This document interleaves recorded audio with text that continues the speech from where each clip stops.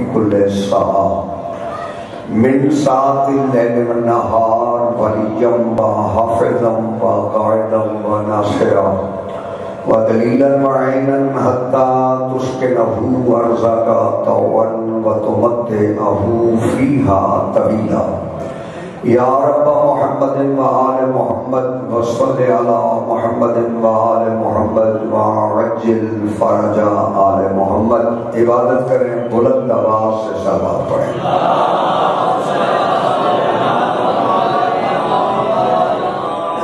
اپنی اپنی دعاؤں کی قبولیت کے لیے بلند آواز سے صلوات پڑھیں.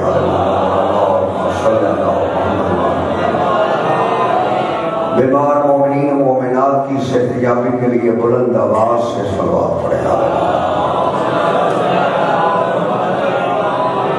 باریان مجلس کی سائی و محنت کی قبولیت کے لیے اور حاجت روائی کے لیے بلند آواز سے صلوات پڑھیں. محمد. اعوذ باللہ من الشیطان اللعین الرجیم. بسم اللہ الرحمن الرحیم. رب اشرح لي صدري ويسر لي امري واحلل عقدة من لساني يفقهوا قولي.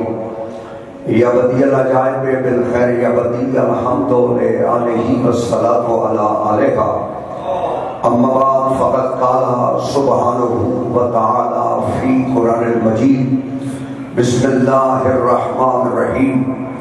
رب حب لی من الصالحین. صلوات.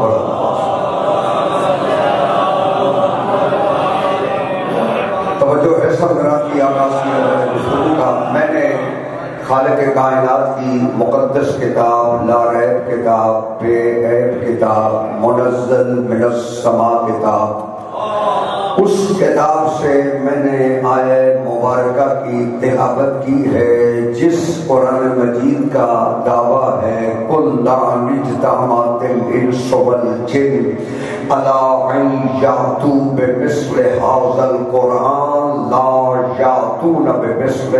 اللہ کہتا ہے میرا قرآن اتنا عظیم ہے، اتنا عظیم میرا قرآن ہے کہ کائنات کے جن اور انسان مل کر بھی میرے قرآن جیسا قرآن بنانا چاہیں تو اللہ نے یہ نہیں کہا کہ بناؤ، نہیں فرمایا بنانا چاہے بھی تو لا یاتون بمثلہ، قیامت آ جائے گی یہ اس جیسا قرآن نہیں بنا سکتے.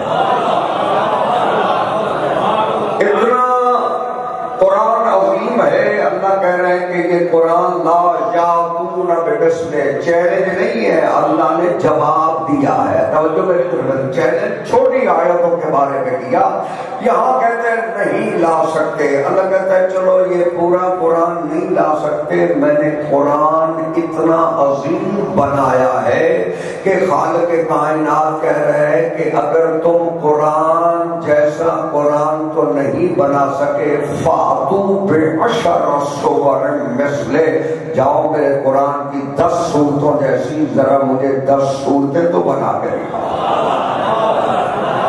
یہ قرآن کا چیلنج ہے کہ آؤ مجھے 10 صورتوں جیسی فَأْتُوا بِعَشْرِ صُوَرٍ مِثْلِهِ، میرے قرآن کی 10 صورتوں جیسی 10 صورتیں بنا کے دکھاؤ. جب دنیا 10 صورتیں بھی نہیں بنا سکی، اللہ کہتا ہے ان کنتم فی ریب مما نزلنا علی عبدنا فاتوا بسورۃ من مثلہ، جاؤ میرے قرآن کی سب سے چھوٹی سورت کا نام ہے کوثر، ذرا مجھے کوثر جیسی سورت تو بنا کے دکھاؤ.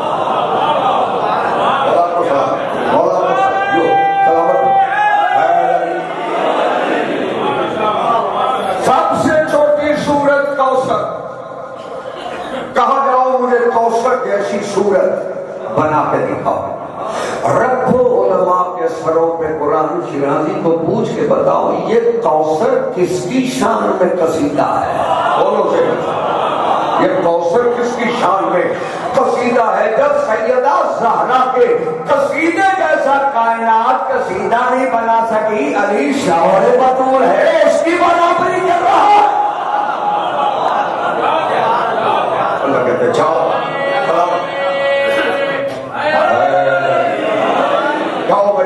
صورتوں جیسی. اللہ اکبر.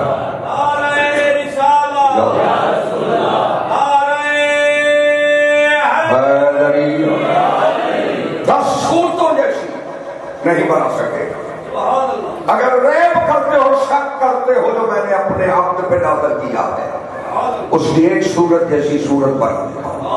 جب ایک صورت بھی نہیں بنی، اللہ کہتا فَلْيَأْتُوا بِحَدِيثٍ مِثْلِهِ، جاؤ میرے قرآن کے ایک جملے جیسا جملہ تو بنا کے دکھاؤ. اور آج تک قرآن کا چیلنج موجود ہے، کائنات کے کسی بندے سے قرآن کے ایک جملے جیسا جملہ نہیں بن سکا، تو جن کی شان میں قرآن نازل ہوا ہے اور جیسا کیسے بنا سکو. اللہ نے اس قرآن کو نازل کیا پاک محمد مصطفیٰ صلی اللہ علیہ وآلہ وسلم پر، نازل بہ الروح الامین علی قلبک. ہم نے قرآن کو قلب محمد مصطفیٰ پر نازل فرمایا ہے.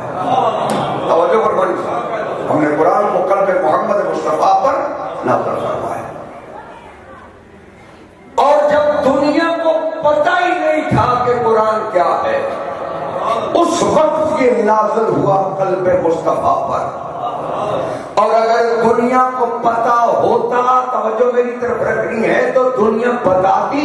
یہ تو علی نے کعبے سے نکل کے بتایا، اترنے سے پہلے پڑھ کے بتایا. تمہیں پتا بھی نہیں، ہم جانتے ہیں. اللہ نے قلب محمد مصطفیٰ صلی اللہ علیہ وآلہ وسلم پر نازل فرما کے کائنات کو سمجھایا. توجہ کہے سب کائنات کو سمجھایا. آج جتنا بھی مسلمان ان پڑھ ہو، وہ نجس جگہ پہ قرآن نہیں رکھتا. توجہ کرو تو میں بات کروں. جتنا بھی ان پڑھ ہو، جتنا بھی مسلمان ان پڑھ ہو، قید نہیں ہے کہ وہ شیعہ ہو یا سنی ہو، دیوبندی ہو یا حدیث ہو، وہ مسلمان قرآن پہ اعتقاد رکھتا ہو، اس کو کہو کہ یہ کپڑا نجس ہے، اس پہ قرآن رکھ کے دکھا. وہ کہے گا سب کچھ ہو سکتا ہے، یہ نجس کپڑے پہ میں قرآن نہیں رکھتا. تیری عقل نے کام کیا، تو نے نجس کپڑے پہ قرآن نہیں رکھا. جس کا قرآن تھا اس نے قلب محمد کو دیکھا بھی نہیں ہے کہ کتنا پاک ہے.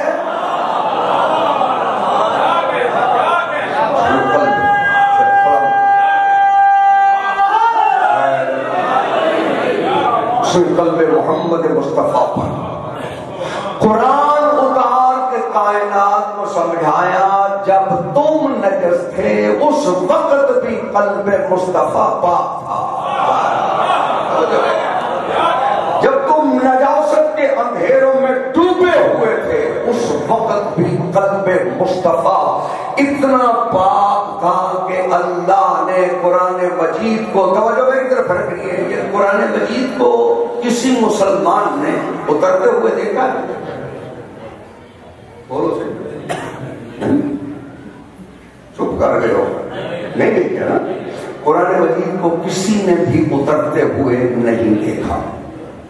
قرآن مجید جبریل لے کے آیا، کسی نے جبریل کو آتے ہوئے نہیں دیکھا. مصطفیٰ کو آیت دے کے واپس جاتے ہوئے نہیں دیکھا. جس کو تم نے دیکھا نہیں اس پر تو تمہارا اعتقاد یہ ہے کہ اس کا حرف بھی پاک ہے، اس کا لفظ بھی پاک ہے، اس کی آیت بھی پاک ہے، اس کی صورت بھی پاک ہے. یہ پورا قرآن پاک ہے. اور جس گھر میں قرآن اترا ہے اس علی کی ماں کو تو دنیا نے کعبہ میں جاتے ہوئے بھی دیکھا ہے، دیوار کو ہٹتے ہوئے بھی دیکھا ہے، علی کو قرآن پڑھتے ہوئے بھی دیکھا ہے. قرآن پہ شک کرنے والا حرامی ہے جو وارث قرآن پہ شک کرے.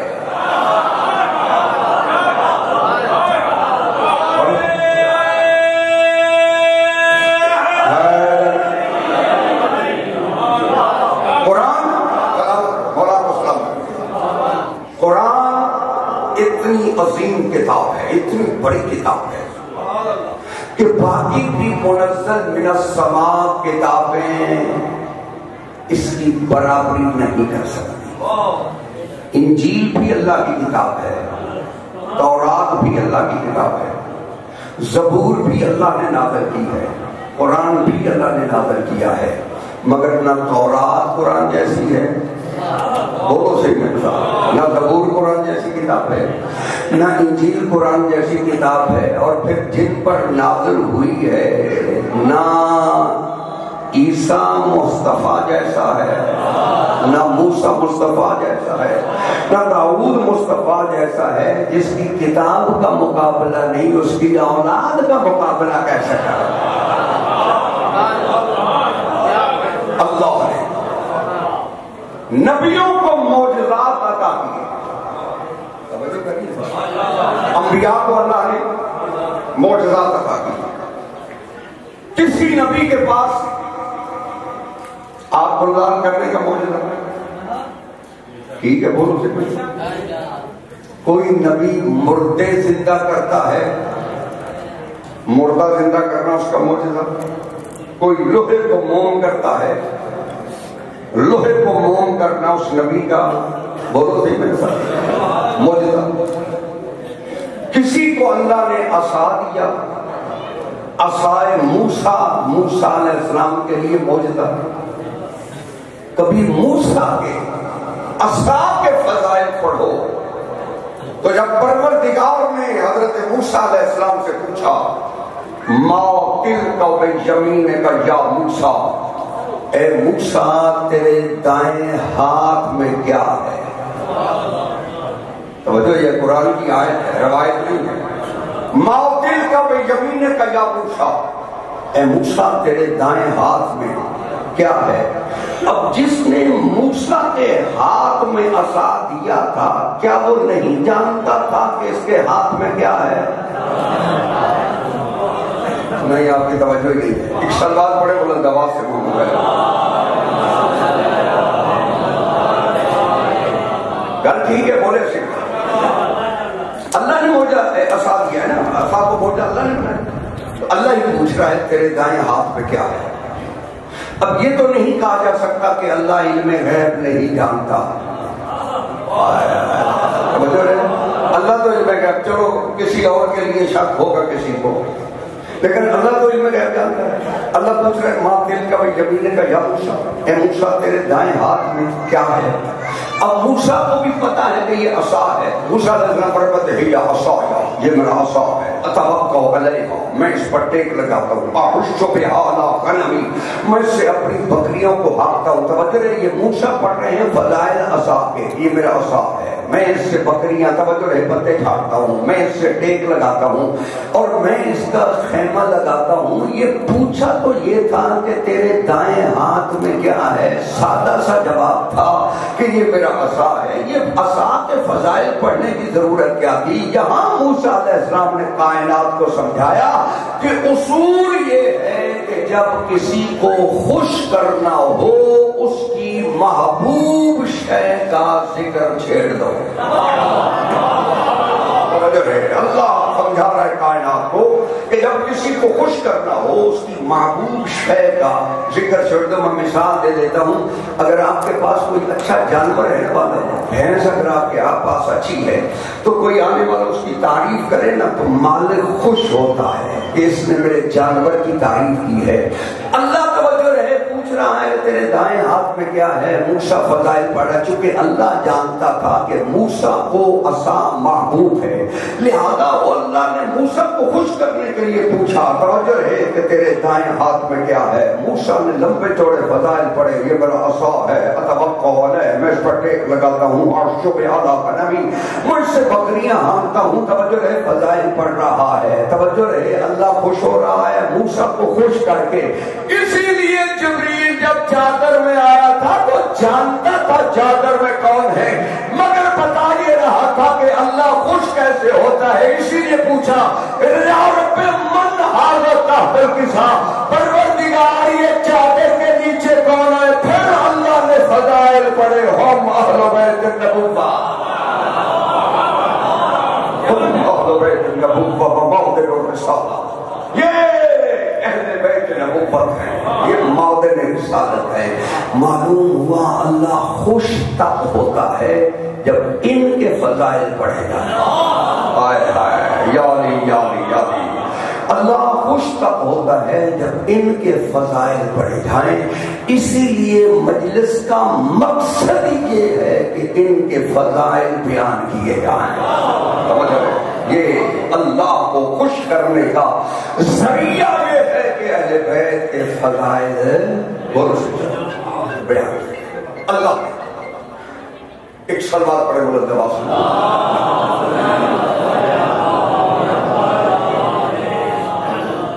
تو یہ تمہید میں وقت زیادہ لگ گیا۔ یہ قرآن مجید اتنی بڑی مقدس کتاب ہے، اس میں نے جو تلاوت کی ہے آپ کے سامنے، حضرت ابراہیم علیہ السلام کی دعا تلاوت کی ہے۔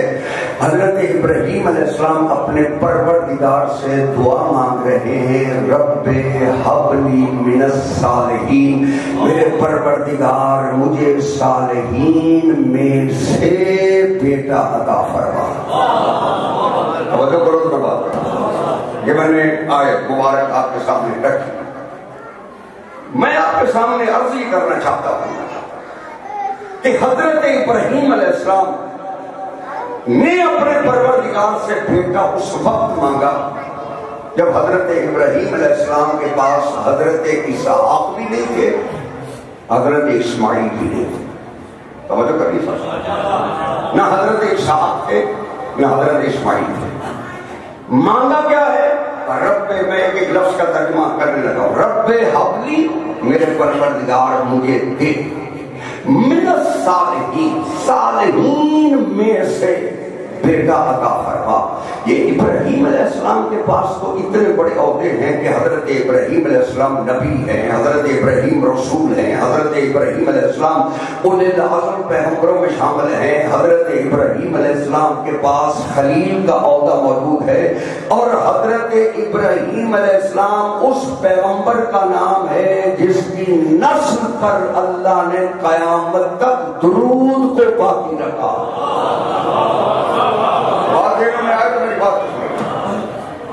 ضروری نہیں آپ میرے ساتھ بولیں، آپ کی مرضی ہے بولیں یا نہ بولیں، مگر میری بات کو ضرور سننا ضرور ہے۔ فرمایا مجھے صالحین من الصالحین، مجھے صالحین میں سے بیٹا عطا فرما۔ اچھا، نبیوں کی بددعائیں آپ کے سامنے رکھتا ہوں۔ نبیوں نے بیٹے مانگے، پاک محمد مصطفیٰ کا بھی بیٹا تو اللہ نے اٹھا لیا، اسی لیے ابتر کا دانہ ملا، تو پھر پاک محمد مصطفیٰ نے پروردگار سے بیٹا کیوں نہیں مانگا؟ قصیدہ تو میری سوری بولی میں تو نہیں سنا، قصیدہ تو میں قرآن میں سنا نا، جو تھوڑا پروگرام ہو گیا، ٹھیک ہے، بات تو بنتی ہے نا۔ ابراہیم مانگ رہے ہیں بیٹا، نہیں ہے مانگ رہے، زکریا علیہ السلام بیٹا نہیں ہے مانگ رہے، میں بھی قرآن سے پیش کر دوں۔ پاک پیغمبر کا بیٹا بھی تو اٹھا لیا گیا، پھر پاک پیغمبر نے بیٹا کیوں نہیں مانگا؟ اب اگر آپ کی توجہ ہو تو اسی بات پہ میں مجلس آپ کے سامنے پیش کرنا چاہتا ہوں۔ ابراہیم علیہ السلام اتنا بڑا نبی ہے، بیٹا مانگ رہا ہے، کیونکہ حضرت ابراہیم علیہ السلام کے پاس نہ اسحاق تھے نہ حضرت اسماعیل تھے۔ جب بیٹا نہ ہو تو بیٹا مانگنا بنتا ہے اللہ سے، لیکن مانگا کیا؟ من الصالحین، مجھے صالحین میں سے بیٹا عطا فرما۔ جس کے پاس اتنے بڑے عہدے ہیں وہ کون تھے صالحین جن میں سے بیٹا مانگ رہا تھا؟ اللہ کرے میں سمجھا سکوں، وہ کون تھے صالحین جن میں سے بیٹا مانگ رہا ہے؟ مانگنے والا خود 5 بڑے عہدے رکھتے ہوئے یہ کہہ رہا ہے مجھے صالحین میں سے بیٹا عطا فرما۔ معلوم ہوا یہ 5 عہدے چھوٹے ہیں، صالحین کوئی خاندان بڑا ہے۔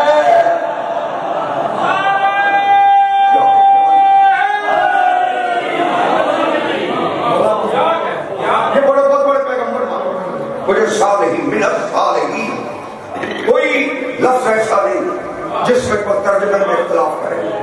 صالحین میں سے، صالح میں سے نہیں، صالحین میں سے، کیونکہ اگر ابراہیم صالح کہتے تو مراد محمد مصطفیٰ کی ذات تھی، صالحین کہہ کے بتایا کہ محمد جیسی کوئی اور جماعت بھی ہے، اکیلے مصطفیٰ نہیں۔ ساتھ کوئی ایسی جماعت مجھے صالحین میں سے بیٹا عطا کرو، میں اور آسان کر دیتا ہوں۔ میں قرآن کی ایک اور آیت آپ کے سامنے قرآن سن کے گھبراتے تو نہیں ہو نا؟ قرآن کی دوسری آیت مبارکہ میں آپ کے سامنے پیش کر دیتا ہوں۔ حضرت ابراہیم فرماتے ہیں رب ہب لی حکمن وَأَلْحِقْنِي بِالصَّالِحِينَ، میرے پروردگار مجھے قوت فیصلہ عطا کر اور مجھے صالحین کے ساتھ ملا دے۔ صالحین کی خواہش نہیں ہمیں ابراہیم بنا دے، ابراہیم کی خواہش ہے مجھے صالحین کے ساتھ ملا دے۔ اب وہ جماعت تو تلاش کرو جو صالحین کی جماعت ہو۔ اور ابراہیم علیہ السلام میرے پروردگار رب حکمن، مجھے حکم عطا کر، قوت فیصلہ عطا کر، وَأَلْحِقْنِي بِالصَّالِحِينَ، اور مجھے صالحین کے ساتھ ملحق کر دے، ملا دے، میں اور آسان کر دیتا ہوں۔ حضرت ابراہیم علیہ السلام کو اللہ نے کیا حکم دیا؟ وَأَعِدْنَا إِلَىٰ إِبْرَاهِيمَ وَإِسْمَاعِيلَ أَن طَاهِرَ بَيْتِنَا،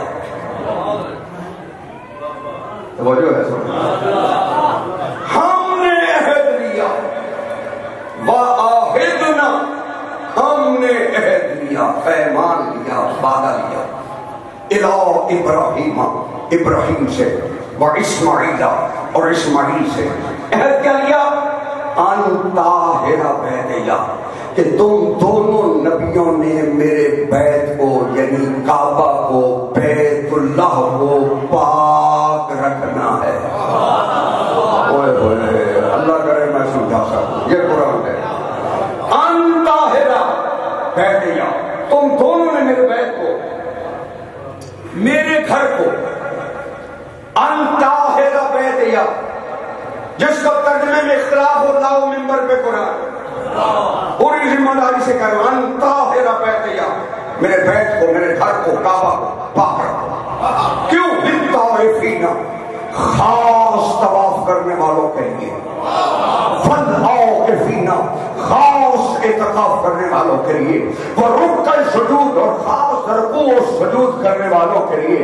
ابراہیم تم نے بھی کعبہ پاک رکھنا ہے، اسماعیل تم نے بھی کعبہ پاک رکھنا ہے، اور اندھی دنیا جنہوں نے کعبہ پاک رکھنا ہے وہ اور ہیں، جن کے لیے پاک رکھنا ہے وہ اور۔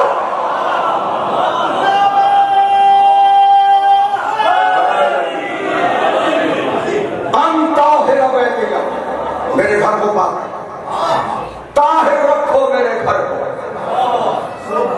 وعدہ اللہ لے رہا، لیوی دو بڑے نبیوں سے رہا ہے جن کا مقام آدم سے لے کر عیسیٰ علیہ السلام تک جو سارے نبیوں سے بڑے ہیں، وہ خلیل اللہ ہے، وہ ذبیح اللہ ہے۔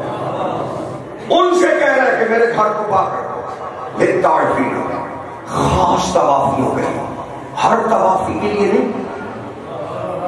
ہر طوافی پہ ہوتا تو طائفین پہ الف لام اللہ داخل نہ کرتا۔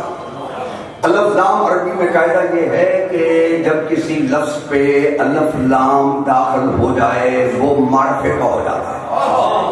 بیت عربی میں گھر کو کہتے ہیں، جب البیت کہا جائے گا اس سے مراد ہر گھر نہیں، خاص گھر ہے۔ کتاب عربی میں کتاب کو کہتے ہیں، جب الکتاب کہا جائے گا تو اس سے مراد ہر کتاب نہیں ہے، خاص کتاب ہے۔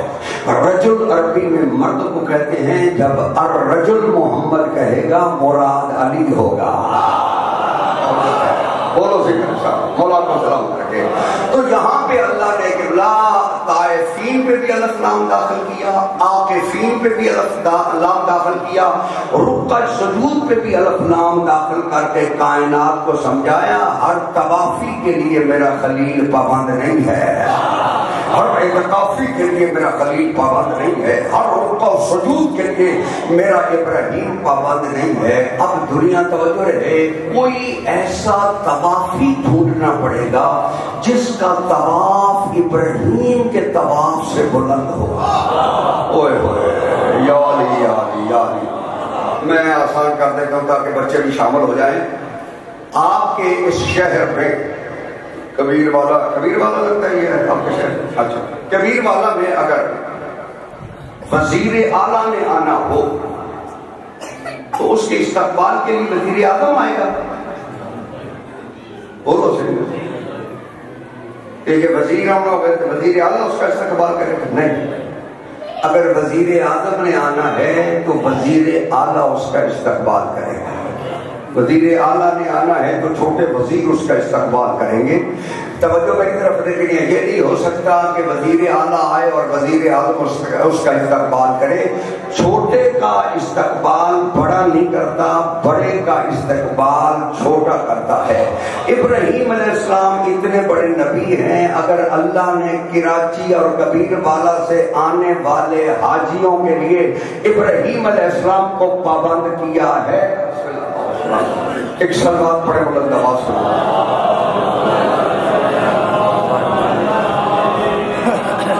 توجہ ہے سارے؟ اللہم صلی علی محمد. میری گل دینا وچ ہے، اگر ابراہیم علیہ السلام اس طوافی کے لیے اللہ پابند کر دے جس کو پتہ ہی نہیں میرا طواف ہوا بھی ہے یا نہیں ہے، جس کو پتہ ہی نہیں میرا حج قبول ہوا بھی ہے یا نہیں ہے، لیکن ابراہیم اور اسماعیل اس پیغمبر کا نام ہے جس کے فعل کو اللہ نے حج بنایا ہے،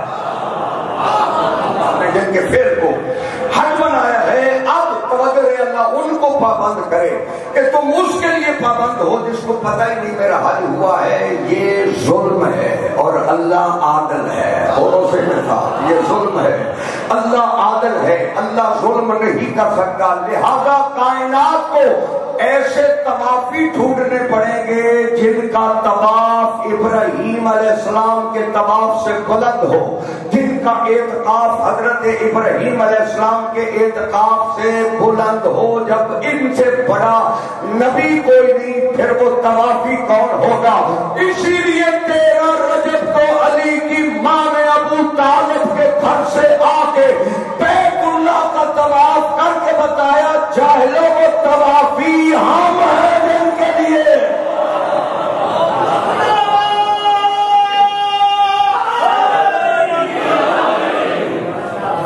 کے لیے اللہ نے ابراہیم علیہ اسماعیل کو پابند کیا. بی بی آئی 13 رجب کو، علی کی ماں نے آتے ہی بیت اللہ کا، تھاکے کو میں چھوڑ دیتا ہوں، بی بی آئی، بی بی نے آتے ہی بیت اللہ کا طواف کیا. بیت اللہ کا بی بی نے طواف کب کیا؟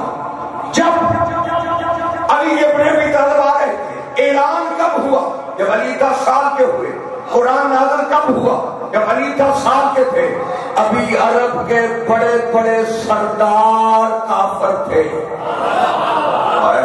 اللہ جانے، عرب کے بڑے بڑے سردار کافر تھے. جب علی کی ماں نے آتے ہی بیت اللہ کا طواف کر کے ساری کائنات کو سمجھایا، جاہلوں کبھی کافروں کی بیویاں بھی کعبے کا طواف کرتی ہیں.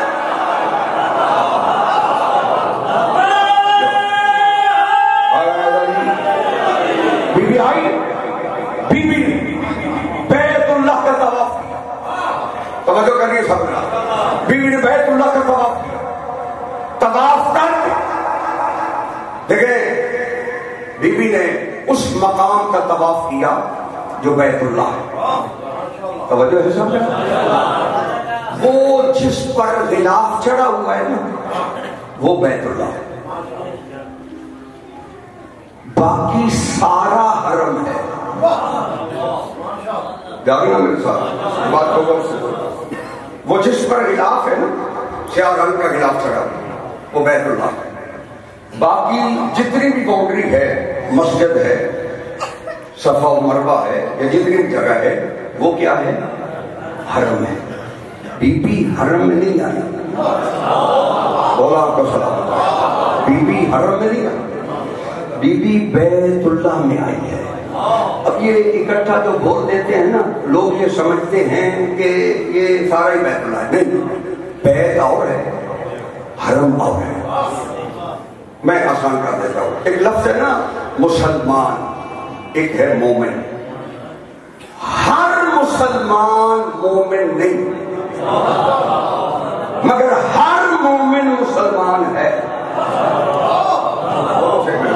ہر مومن مسلمان ہے. اسی لیے جب بیت اللہ بولا جاتا ہے تو اس سے مراد دنیا سارا لیتی ہے. ایکچوئل یہ ہے کہ جو بیت اللہ جو غلاف کے نیچے ہے وہ بیت اللہ ہے، جو باہر ہے وہ حرم ہے. علی کی ماں بیت اللہ میں آئی ہے، حرم میں نہیں آئی، اور اسی لیے علی کی ماں نے چابی سے تالا نہیں کھولا، دیوار کو ہٹایا تاکہ کائنات کو سمجھ آ جائے کہ بیت اللہ میں وہ ماں آئے جس کا بچہ علی جیسا ہو.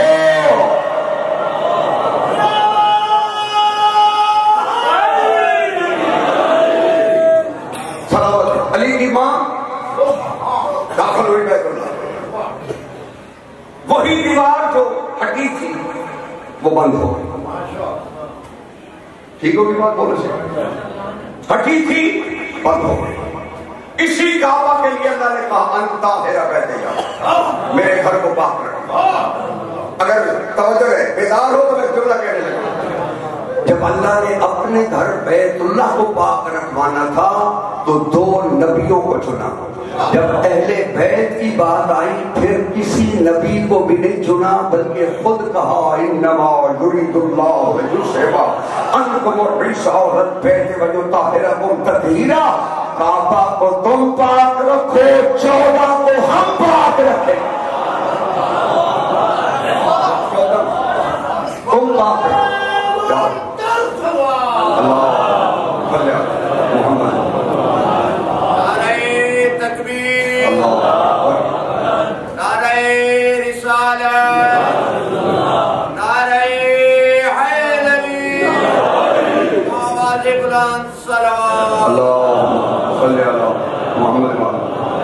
توجہ ہے سب طرف.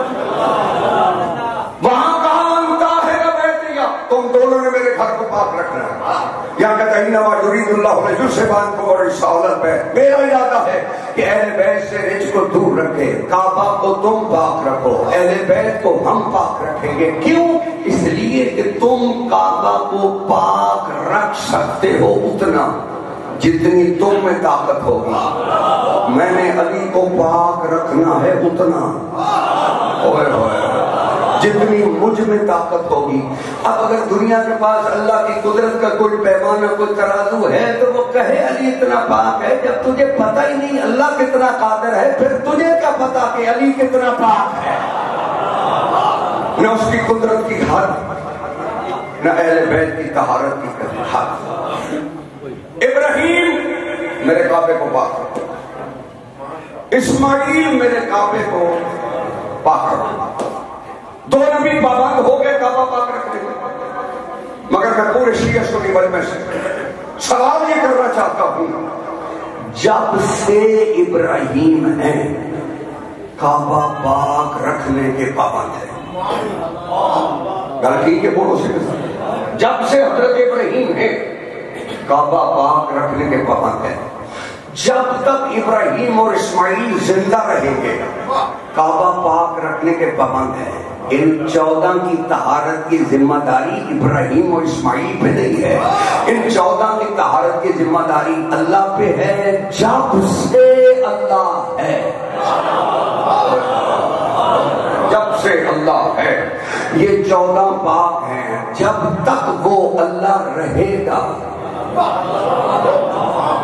وہ 14 پاک رہیں گے. اب اگر کسی مولوی کے پاس کوئی قدرت کا ابتدا اور انتہا ہے وہ تو کہے علی اتنا پاک ہے. جب تجھے نہیں پتا اللہ کب سے ہے کب تک ہے پھر تجھے کیا پتا علی کب سے پاک ہے.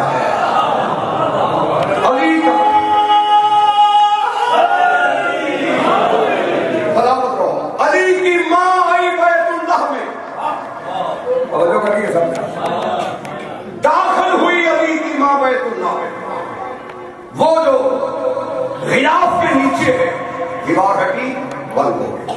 تفصیل میں نہیں جاؤں گا. داخل ہوئی علی کی ماں اندر، دیوار بند ہو. 13 رجب کو آئی، 16 رجب تک رہی. یہ 3 دن رہنے کی ضرورت کیا تھی؟ بولو تو صحیح. حالانکہ تاریخ ہے مکہ کو کھنگال شیعہ سنی مفصل مورخین کو بھی پڑھ لو، وہ بھی لکھنے پہ مجبور ہے کہ علی کی ماں اندر گئی ہے، 3 دن تک علی کی ماں رہی ہے، ساری دنیا میں اعلان ہوتے رہے کوئی بی بی آئی ہے واپس نہیں گئی، جن کی بی بی تھی انہوں نے ایک دن بھی کعبہ کی طرف رخ کر کے نہیں پوچھا بی بی کہاں گئی ہے۔ ایک دن بھی کسی ہاشمی نے نہیں کہا کہ بی بی کہاں گئی۔ معلوم ہوا ہاشمی سارے جانتے تھے، نہ مرضی سے گئی ہے، مشیت الہی کو جانتی ہے تو گئی ہے۔ بی بی آئی اندر بیت اللہ ہے، اس بیت اللہ میں علی کی ماں 13 رجب کو آئی، 16 رجب پڑی، یہ 3 دن رہنے کی ضرورت کیا تھی؟ کیونکہ ابراہیم سے اللہ نے وعدہ لیا ان طاہر بیتیہ للطائفین، خاص طوافیوں کے لیے، والعاکفین، خاص اعتکاف کرنے والوں کے لیے۔ علی کی ماں 3 دن کعبہ میں اس لیے رہی کہ بی بی جانتی تھی اعتکاف 3 دن سے کم ہوتا نہیں۔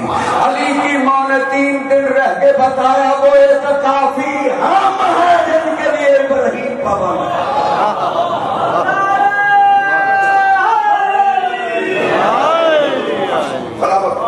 بی بی اندر داخل ہو گئی بیت اللہ۔ جن لوگوں نے بیت اللہ کی زیارت کی ہے وہ ذرا ہاتھ کھڑا کریں، سلامت رہو، مولا کو سلام کریں، شادی دعا دیں، مولا آپ کو اور زیادہ وقت عظیم لگائے، بہت بڑے خوبصورت ذاکر اور بڑے ادبی ذاکر پڑھنے والے، میں بڑے شوق سے ان کو سنتا ہوں، توجہ ہے سب طرح۔ بی بی 3 دن اندر رہی ہے، وہ جس پر غلاف چڑھا ہوا ہے، یہ جنہوں نے ہاتھ کھڑا کے بیت اللہ کا زیارت کا، یہ مجھے ایمان سے بتائیں وہ جو بیت اللہ جس پر غلاف چڑھا ہے اس کے اندر وہ جو کوٹھا ہے، مکان ہے، اس کے اندر نہ تو کوئی ٹوٹی لگی ہوئی ہے، نہ نلکا لگا ہوا ہے، نہ پانی کا کوئی مٹکا رکھا ہوا ہے، آب زمزم ہے تو باہر ہے، ٹھنڈے کولر ہے تو باہر ہے، اندر نہ پانی ہے نہ مٹکا ہے، توجہ نہ نل ہے، کوئی شے بھی نہیں ہے۔ تو میں اتنا سوال کرنا چاہتا ہوں مولانا صاحب، تو 12 گھنٹے باطہارت نہیں رہ سکتا؟ علی کی ماں نے 3 دن کعبہ کے اندر رہ کے بتایا علی بھی پاک ہے، علی کی ماں بھی پاک۔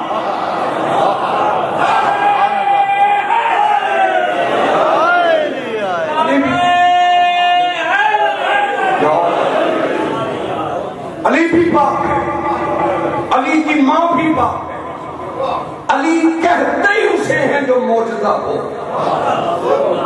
توجہ کرو میں بات کر رہا ہوں، علی کہتے ہی اسے جو معجزہ ہو۔ معجزے کی آسان تعریف اگر میں آپ کے سامنے کرنا چاہوں تو آسان تعریف معجزے کی یہ ہے کہ جو شے نہ ہو سکے اور وہ ہو جائے، اس سے آسان میرے پاس جملے نہیں ہے۔ جو شے نہ ہو سکے اور وہ ہو جائے، یہ معجزہ ہے۔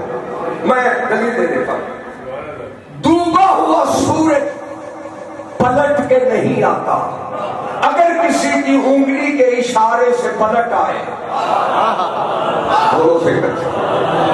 اگر کسی کی انگلی کے اشارے سے پلٹ آئے تو یہ معجزہ ہے۔ سورج چلتا ہے، توجہ ہے سب، ماشاءاللہ، سورج چلتا ہے، سورج خلق ہے، رفتار امر ہے۔ ملاج ملائے میرے ساتھ، سورج خلق ہے، رفتار امر ہے۔ کبھی سنا کہ سورج کی رفتار میں کوئی کمی بیشی ہوئی؟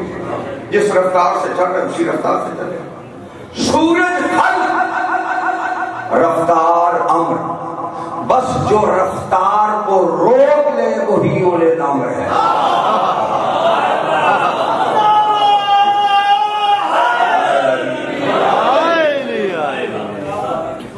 جو سورج پلٹا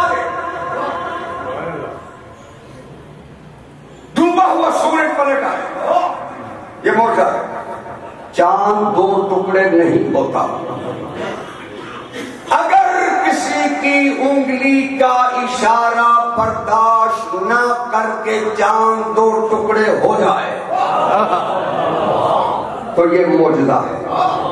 ستارے کسی دہلیز کا طواف نہیں کرتے. اگر سیدہ کے دہلیز کا طواف کرتے ہوئے ستارہ پیشانی کے بل گر کے بوسہ لے تو یہ معجزہ ہے. آگ کسی بدن سے رعایت نہیں کرتی. اگر ابراہیم کے لیے گلزار ہو جائے تو یہ معجزہ ہے. توجہ میری طرف رکھیں. عصا پانی کسی کو راستہ نہیں دیتا. اگر موسیٰ علیہ السلام کے عصا سے پانی میں 12 راستے بن جائے تو یہ معجزہ ہے. یعنی جو نہ ہو سکے اور وہ ہو جائے یہ معجزہ ہے. علی جیسا نہ کائنات میں آیا ہے نہ آئے گا. اگر 13 رجب کو کعبہ میں آ جائے یہی تو معجزہ ہے. سبحان اللہ.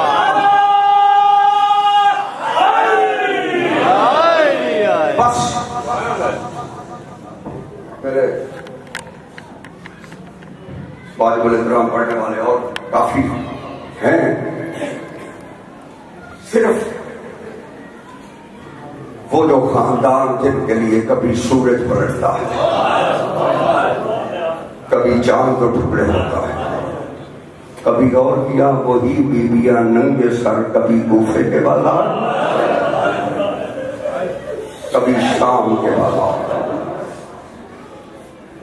بس ایک جملہ سن لو. منہال آیا ہے امام زین العابدین علیہ السلام کے پاس, قدموں پہ ہاتھ رکھ کے سلام کیا, بیٹھا ہے. مولا سجاد نے پوچھا منہال کہاں سے آ رہا ہے؟ کہتا مولا کوفہ سے. امام کی آنکھوں میں آنسو آئے. دیکھ کے فرمایا وہاں ہمارا محب ہے مختار. کیا مختار کے بارے میں کوئی خبر ہے؟ دیکھ کے کہتے مولا وہ آپ کے قاتلوں سے گن گن کے بدلے لے رہا ہے. جب کہا نا گن گن کے بدلے لے رہا ہے, امام نے پہلا سوال کیا منہال بتا مختار کے دربار میں حرمل پکڑا گیا ہے؟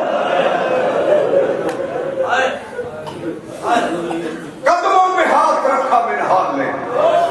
دیکھ کے کہا مولا آپ نے اپنے بابا حسین کے قاتل کا نہیں پوچھا, آپ نے اپنے چچا عباس کے قاتل کا نہیں پوچھا, آپ نے علی اکبر کے قاتل کا نہیں پوچھا, آپ نے صرف علی اصغر کے قاتل کا پوچھا. امام کی آنکھوں کا رنگ بدل گیا. دیکھ کے فرماتے اکبر گیا ہے تو گھوڑے کی زین پہ چڑھ کے گیا ہے, عباس گیا ہے تو تلوار و نیزہ لے کے گیا ہے, حسین گئے ہیں تو حسین پھر جناب پہ سوار ہو کے گئے ہیں. میرا اصغر تو ابھی ماں کو ماں بھی نہیں کہہ سکتا. بس عزادارو منہال کہتے ہیں میں گیا گا کوفے میں, مختار کے دربار میں پہنچا. مختار تخت پہ بیٹھا ہوا تھا. میں نے مختار کو سلام کیا. سلام کر کے اپنی بات شروع کی. یا شور ہوا حرمل پکڑا گیا. منہال کہتا ہے جب حرمل کا اعلان ہوا تو حرمل پکڑا گیا. میری چیخ نکل گئی. مختار دیکھ کے کہتا ہے تجھے تو خوش ہونا چاہیے تھا کہ یہ آل محمد کا دشمن ہے, میں نے اس کو گرفتار کیا. دیکھ کے کہتے ہیں کہ اتنا بڑا ظالم ہے, اس کے ظلم کو دیکھ کے آج بھی میرا چوتھا امام خون رو رہا ہے. منہال کہتا میں بیٹھا ہوا تھا کہ مختار نے کہا اسے میرے سامنے لاؤ. ایک کوڑا مارنے والے افراد فرد کو بلایا. دیکھ کے کہتا ہے حرمل بتا تو نے کون کون سا ظلم کیا؟ دیکھ کے کہتا ہے مختار قتل کر دے ظلم نہ پوچھ. ظلم بڑے ہیں تو برداشت نہیں کر سکے گا. دیکھ کے کہتا نہیں مجھے تجھ سے ظلم پوچھنے ہیں. اس نے جب اس پر تازیانہ برسانے کی کوشش کی نا, یہ دیکھ کے کہتا ہے تازیانہ روک میں بتاتا ہوں. میرے پاس 7 تیر تھے, 4 میرے بیکار ہو گئے. ایک تیر میں نے ایسا مارا جو حسین کی پیشانی پہ لگا. حسین گھوڑے کی زیر پہ ڈگمگایا یا خیمہ گاہ کی طرف دے کے کہا او بیٹا سجاد, تو جان یا تیری پھپھیاں جانے. دیکھ کے کہتے ہیں دوسرا ظلم, دیکھ کے کہتے ہیں دوسرا ظلم یہ تھا تیر بڑا تھا, اصغر کا گلا چھوٹا. جب میں نے تیر چلایا خیمے کے دروازے پہ کوئی ماں کھڑی تھی, قرآن سر پہ رکھ کے کہتی ہو میرا سیدوں سے آخری رشتہ ہے. ادارو بے ہوش ہوا مختار, جب ہوش آئے دیکھ کے کہتے ملون بتا تیسرا ظلم کیا ہے. دیکھ کے کہتے ہیں تیسرا ظلم تو برداشت نہیں کر سکے گا. جب عباس مشکیزہ بھر کے چلے ہیں نہر فرات سے, تو عباس چھائے ہوئے تھے, بازو کٹ گئے تو مشکیزے پہ چھائے ہوئے تھے. ہمیں عمر سعد نے حکم دیا کہ پانی خیموں میں نہ جائے. میں چاروں طرف سے عباس کے گھوڑے کے گرد گھوما, مجھے کوئی جگہ نہ ملی. میں گھوڑے کی گردن کے قریب آیا, میں نے مشکیزے پہ تیر مارا, تیر کا لگنا تھا. عباس دیکھ کے فرماتے ہیں رخ موڑ دے خیمہ گاہ کی طرف رہوار نہ جا. اب میں سکینہ کو کیا بتاؤں گا کہ سکینہ کتنی پیاسی ہے.